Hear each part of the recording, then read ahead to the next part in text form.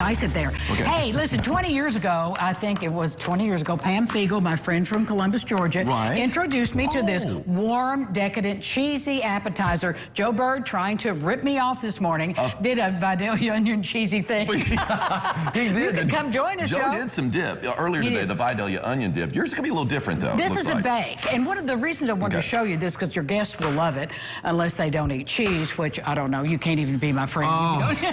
Cheese, please. More cheese, please. More cheese. And then more cheese, and please. More. Well, because you can do so much with absolutely. it. So in this bowl, when Ron's finished with that, we have onion and mayonnaise, but I made the one for you with no sour mayonnaise. cream. Thank you. Thank you, Ange. And that's the fun thing. You can change this up a little bit, and I'll post the recipe too. So it's 2 or 3 small Vidalia onions, or sweet onion will do. Okay. 4 ounces of softened cream cheese that I softened in the microwave. About half a cup of mayo or sour cream or creme fraiche or yogurt. Now, would Greek yogurt work? Greek yogurt would work perfectly. Good, I love that. And then, that's always my substitute. for 1,000 cups of cheddar cheese. A mountain of cheddar cheese shredded. Mozzarella cheese, and then you can dump your onions in there, my dear. Okay. Now, I think I've chopped enough. This is where it gets really interesting. Let's go with that. You, as you're in it, it's no fun to stir up, let me just tell you.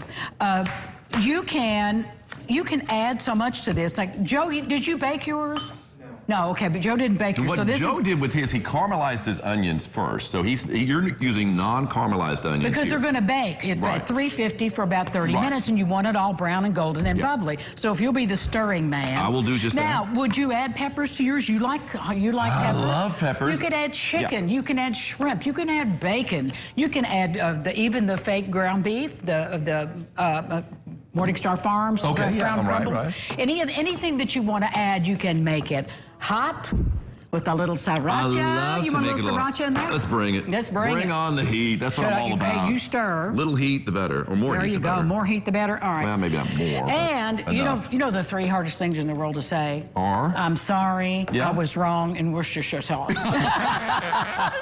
So you can put a little spat of that in there. Worcestershire. In there. Stir it. It's hard to stir, isn't it? Yes, it is hard to stir. Then, that mountain of cheese you put in there. When you're done. All right.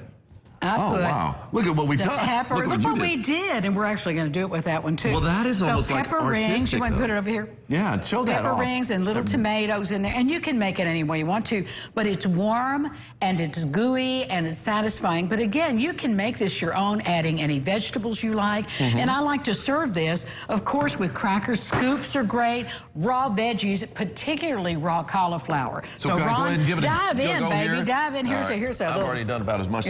I know you've had a lot of cheese today, but this is a cheesy Vidalia onion bake, 350, 30 minutes, and it's so fattening and so good. Fattening is good.